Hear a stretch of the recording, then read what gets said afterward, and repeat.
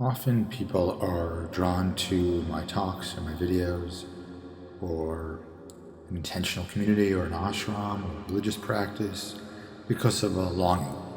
And often there's a longing for a more spiritual life where it's not about making money or about being popular or about getting approval, but really a connection with the divine or a connection with the universe or a connection with the moment or a connection with peace or infinity or even esoteric arcane subjects. There's often a craving for a more spiritual community, not necessarily religious, but more about a shared value system. And here's the crazy idea. I'm suggesting that if we remove the longing, that's how we actually can find both. Because if we're longing for something, a spiritual life, a spiritual community, we're rejecting things, we're demonizing things, we're resisting things, we have an attachment to things looking a certain way, and we have a preconceived notion about what a spiritual life is and a spiritual community is. That's not to say that you throw all those ideas out. It's just softening or removing the longing, because the longing is based on something that the mind, the ego, negative adaptive child, negative free child, Enneagram fixation, rescuer on the Cartman trauma triangle, have a fixed attachment to. So, in all my talks these days called Trial, Return, Bardo, you can see me for more information about that. But let's just talk about this. So, this is often what drives people to join a community, join a spiritual practice, commit to one, see a therapist, go into addiction, go on vacation, choose a job, choose a partner, or leave a job, leave a partner. Basically, it's these general areas: relationships, family, and friends, want to improve that; spirituality and personal growth, however you define growth; career and finances; health, wellness, and self-care; hobbies, interests, passions; goals, and dream chasing. So these are typically things that people want to improve, and why they would turn to a community or a therapist or an ashram or a kibbutz or a commune, or leave those things or get a job, just to address or enter a relationship or go on a dating website, just to address these particular things. So at the call, that means there's no confusion about it, that you're sure that you need to improve it and you have an idea how to do it. So I'm not saying it's not helpful. It can help to identify which of these 6 areas are of interest. And even it could be helpful to consider greeting these demands or prayers with a grain of salt. What do I mean by grain of salt? I mean beginner's mind. So that's the accepting of confusion at the call. The mind says you need to fix relationship, family, friends, personal growth, spirituality, career, finances, health, wellness, self-care, hobbies, interests, passion projects, goals, and dreams in a specific way. And it's rejecting confusion about it. It's saying, this is what's wrong. This is what I want to improve.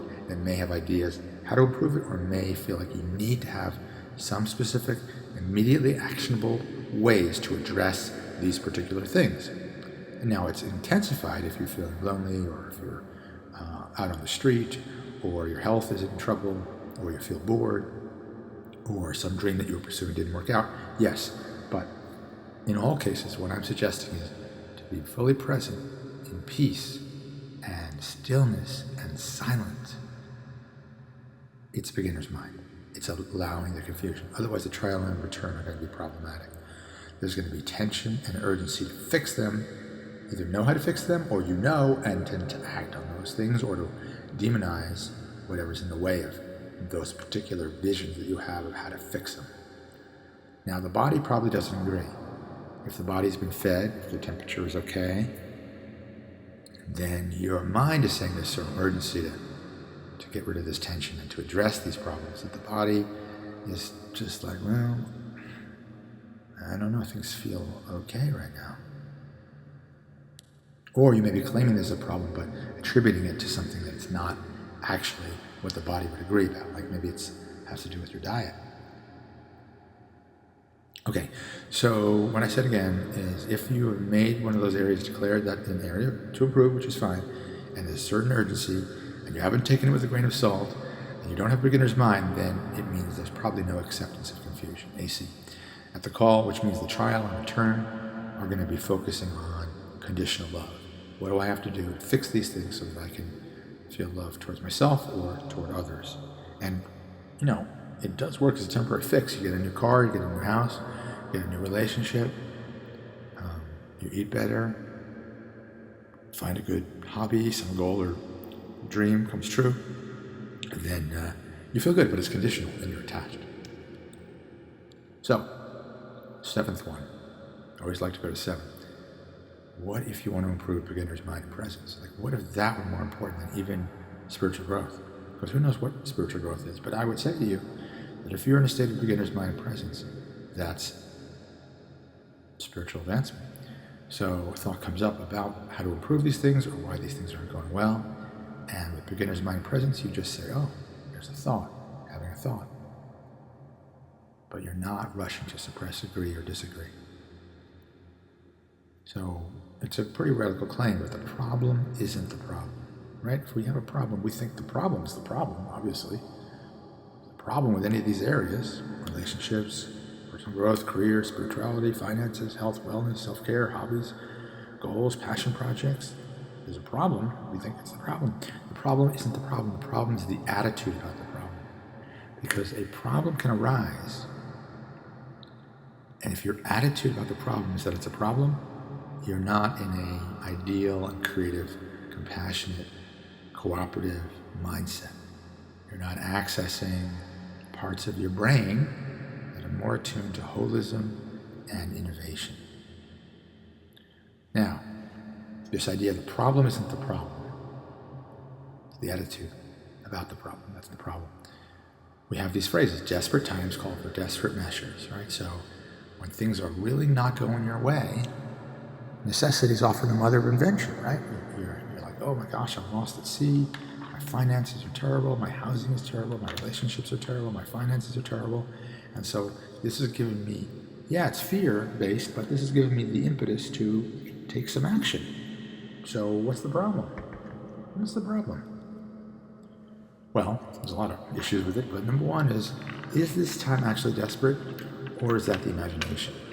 For example, if you're staying in a housing situation which is very confining or too expensive, or there's not the proper accommodations that you're accustomed to, or a relationship that's confining, not valuing you, or a money situation, something along those lines, addiction, then it seems pretty desperate, and then you should take some actions based on desperation. But that can often mean a contraction. It often means we have a polarization when we choose negative adaptive child, negative free child, sphere 7, sphere 8, tree of life, instead of balance and ideal parental figure. We use the karma trauma triangle to cast someone as the persecutor, ourselves as the victim, and then try to find the rescuer, which may also be ourselves. Now, does the imagined claim it's not desperate when it actually is? In terms of environment, in terms of unfairness, and greed, and poverty in the world in general, maybe we're acting as if it's not desperate, but it actually is. Ecosystems, that kind of thing. Of course, we can never know, but it's an interesting thing to think about, is that this phrase, desperate times call for desperate measures, is a bit suspect. But also, we're open-minded. Maybe it's true. Necessity is the mother of invention. Now, if one invents or acts with a belief that it's a necessity, does that plant a seed for attachment and expectation? If your housing situation, relationship, money, or nutrition, addiction, if it feels like, okay, this is a real big issue, I need to fix this, and then you have an idea about how to fix it, maybe that's fine, but is there a certain attachment and expectation which can then derail what would otherwise be a perfectly good idea? And this is a case-by-case basis, but that's just some food for thought to think about as we move into the next part of this presentation. Okay, so again, this idea that maybe you've been struggling with sleep, depression, grief, anger, loneliness, anxiety, ADHD, distraction, and that may move one toward a religious practice, spiritual practice, joining a commune, joining a cult, even joining a spiritual community, getting a new job, leaving a relationship, starting a relationship, economic moves, all this to address those quote-unquote problems. Sleep, depression, grief, anger, loneliness, anxiety, distraction. How can I not say that's a problem? What am I talking about? Well, the key is struggling. Struggling is another word for resisting. So what have you been resisting? Resisting your issues with sleep, resisting your issues with depression, resisting your issues with grief, resisting your issues with anger, loneliness, anxiety, distraction.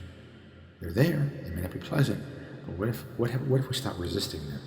Now, if we lack sleep, feel sad, angry, lonely, worried, or distracted, it's natural to want to restore balance. We want to figure out why is this happening, and how do I fix it? And often with sleep and depression and anxiety and anger, even, there can be medications people turn to. I'm not saying medications are bad, but I'm just saying that it's all based on an inability to be with it. And if people could be with it, therapists would probably be out of business. As many of you know, I'm probably going to be finished with my licensing by the time this goes on YouTube. But I'm trying to do it a different way, which is really centered around looking at what are we resisting and dropping the resistance. If everyone did that, therapists would probably go out of business. But then maybe there'd be a new business to explore. But I think that should be the ambition of therapists, is to put themselves out of business. So if we're trying to restore balance and we're having some issue with one of these or something similar, then often the mind turns to the Karma-Drama triangle. So there's persecutor, rescuer, victim. And often you can spot this in the morning before you haven't had too many thoughts, or if you're under particular stress, your mind is going to start saying, who is to blame? Who's the persecutor? Am I to blame? Maybe I'm to blame. Part of me is to blame. And then the rescuer takes action to come up with a plan or enact that plan, just to give them joy, relief, ego boost. And that's often the cycle with addiction, any kind of addiction, not just substance addiction. And all of this is to avoid that story of victimhood, because if we identify as the victim, it's really unpleasant. And so that's why we then move from victimhood to who's to blame, or who or what can rescue me, and can I rescue myself? All fine, but again, it's based on resistance. Okay, so what if we stop resisting? What if we have compassion for the lack of sleep, sadness, anger, worry, imbalance, loneliness? And it can be hard to do because it's not particularly pleasant to have these things happening. So to ask someone to be finding compassion for it may seem like a tall order. And yet compassion is the relaxation. The resistance is the fist that's tight. Compassion is the opening up of the fist. You can actually do this right now if you want. So if we're seeing the Karma-Drama triangle, we're seeing persecutor, rescuer, victim, we're seeing transactional analysis with the negative adaptive child, negative free child, or Enneagram fixation, all about something that we're just not happy with. And then we have compassion, we can open to beginner's mind and allowing confusion. Confusion about what does it mean, confusion about what to do about it. Just be with it, not arguing with it. And people can be triggered if you look at how things used to be. You have stories or actually emails or pictures of how things used to be. Someone who you loved was alive, or you were together with them, and you wonder how did you end up now like this? The mind wants to explain it to you. Well, here's how. Here's what happened. Here's who to blame. Here's how to rescue yourself. Completely natural. But instead of doing that, because that's based on resistance, what I'm talking about is finding compassion and beginner's mind around those thoughts. And when I checked with Hexagram, I Ching, I got Hexagram 34, which is maturity, greatness, and invigoration. Okay, so now we're going to shift gears slightly. Again, these issues of being distracted by relationships, family, friends, career, finances, health, wellness, self-care, hobbies, interests, passion projects can be very distracting. It can move us away from surrendering to the divine. So back in the 12th century, St. Francis of Assisi and his followers, they were drawn to these three vows, also known as the evangelical counsels: chastity, poverty, and obedience. And we have people today who say, I'm taking the vow of poverty, and that means I'll never own my own business, car, or business. I'm not telling you to do that. I'm going to be pointing sense to something here, but it's a reasonable idea that if I just don't own anything, and in India, for many centuries people did this. Same thing with not having a family, or Buddha leaving the family. So that moving away from the sexual energy or the need to be desired or loved, that's the chastity. And poverty is money and possessions. Just not going to have that.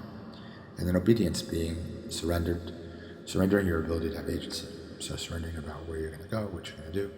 And in some ways, for me, consulting the I Ching, again, I can't claim if it's random or not, and consulting the tarot, same thing, but it's a way for me to practice surrendering. If it tells me not to do something, I'm pretty much not going to do it. If I'm not sure whether I'm going to obey, I won't ask. But something that I feel the ego is drawn to, or some kind of release or reprieve from the difficulties that are caused by relationships, family, friends, career, finances, health, wellness, self-care, hobbies, interests, passion, projects, dreams, I will consult, and it pretty much just tell me not to escape. Much as I'd like to, that's why I'm having government agency. So there's certain value in that kind of obedience. It has a bad name now because people give obedience to a leader or to a guru, and it doesn't go well. We've seen people take the vow of chastity, don't actually honor that vow, and you can claim to have a vow of poverty, but you're seeking accolades of a different kind, not in a house, car, business, but through praise or people thinking you're a wonderful, giving person. And the Enneagram can figure into all of this. Okay, so that's just laying the land out for you there. If you're dealing with loneliness and anxiety and fear and anger, you may be drawn to these vows and then find in the modern world that it's pretty hard to keep them. Let's go deeper. So Carl Jung, it's all about surrender and spiritual union. In my opinion, that's what his whole thing was. And that's what he thought we're really trying to do, right? Trying to unite with something. We may replace that spiritual union with some physical thing. You can go to the tarot for that. But what it's seeking to address, we're going to get to in a moment. So this Jung, Adler, the other giant, people don't know much about him, but his ideas are everywhere. If you look at what he said, he just doesn't have his name attached to it. Anyway, so for him, it was all about the will to power. It's all about having power. And then for Freud, all about sex and relationship with the mother and suppressing that sexual desire, Oedipal, all that kind of stuff. Okay, so what are these three guys about in terms of what are we seeking to address in their worldviews? I'm not saying one is right. That was the problem that they had. I think they thought that only I'm right and the other people are wrong. They couldn't get along because they had too much yang energy, but that's okay. That's just my opinion. So what were they seeking to address? So the vow of poverty, Adler, vow of obedience, Freud, vow of chastity. So we have compassion with Jung, the attachment to meaning. We saw how synchronicity and everything has meaning, and I'm not saying it doesn't, but we're so attached to figuring out what is the meaning of this, what's the meaning of this dream, what is the meaning of this tarot reading, what is the meaning of this imagery, what is the meaning of this event, and the big split with Jung and Freud, what is the meaning of this particular sound when a wood cracked. I'm not saying Jung was wrong, I'm not saying Freud was wrong, I'm just saying that that's not aligned with the vow of poverty, and I'll get to why. So with Adler, it's attachment to autonomy. We really don't want other people telling us what to do, and he was very much about birth order and other things like that, and all of us have this. If we take the vow of obedience, one of the things that we're going to run up against is this part of us that wants to be autonomous, and often we give our autonomy away to a partner, to a leader, to a guru, and it doesn't go well. And then Freud, with this vow of chastity, we're attached to having our desires met. We're also attached to being desired. And generally, it can relate to the head types in the Enneagram, the gut types, and the heart types. Not exactly, but it's just something that may come up for them more often. Okay, so what is the vow of poverty, and how does it relate to spiritual union and surrender? So what I'm talking about here is not telling you not to have a job or make money or own things. What I'm saying is moving to the right. It's having compassion for being with or without money or housing. Then thoughts are going to make it mean something about you. So if you have less money than you want, or that other people have, or your housing is not very adequate, then your mind's going to say something about it. Similarly, if you have possessions other people don't have, or a bigger house, or more money, it's going to make something about that. And so that's the attachment to meaning that's happening in relationship to money and possessions. Okay, now moving down the second row. What is the vow of obedience? And why do we resist handing power over? And all three, anger, fear, love, or shame, heart, mind, gut, they're all having issues with this. I just attached it more to the gut types, and then has to do with the birth process. Anyway, they're less likely to take a vow of obedience because they have some issues with that. So the 8 doesn't want to be told what to do. The 9 wants to pretend they have no other needs, so they're obedient because they're suppressing. And then the 1 wants you to obey their view of how a world should be, and they're going to be very angry. They're going to find other people who are constantly going against their view of how they should be. It's like sandpaper for them. And so there's an attachment to autonomy. And then what does the vow of chastity mean? And how does it relate to desire and being desired? So basically it's about the attachment to desire. So if we see at the call, when we're not allowing confusion, instead we're attaching to meaning, to autonomy, and to desire and being desired, then we're setting ourselves up for a trial full of attachment, agendas, attitude, and aggression. And we're setting us up for a return, which is full of grasping and judging and regretting, guilt. And so that's the cycle from sunrise, day, sunset. From spring, summer, fall. Call, trial, return. We see in the stories that Young told. So these 3 vows are extremely important, but they're usually misunderstood, and so they're not taken. And I'm not defining them, but it's an interesting thing to look at, especially in the framework of an intentional community, is how can we see where we're resisting the vow? Not so much about following the vow to the T, being completely obedient, being completely chaste, being completely poor, but what parts of our mind are so much against those. And that's where the compassion in the beginner's mind can be activated, because we see the resistance coming up. And again, just loosely related to the Enneagram types. So I'm just going to wrap this up, but the topic of intentional community, a kibbutz, which hasn't totally worked out in Israel, an ashram, which we know has some issues. So I want to throw out an idea, and if anyone's still with me, hasn't fallen asleep yet, this idea of a flash mob. I don't know if this was popular before COVID, but basically a bunch of people would randomly assemble somewhere, airport, shopping mall, maybe dressed in the same way, and do a dance routine, and then scatter, right? So the idea is to maybe do this once or a few times.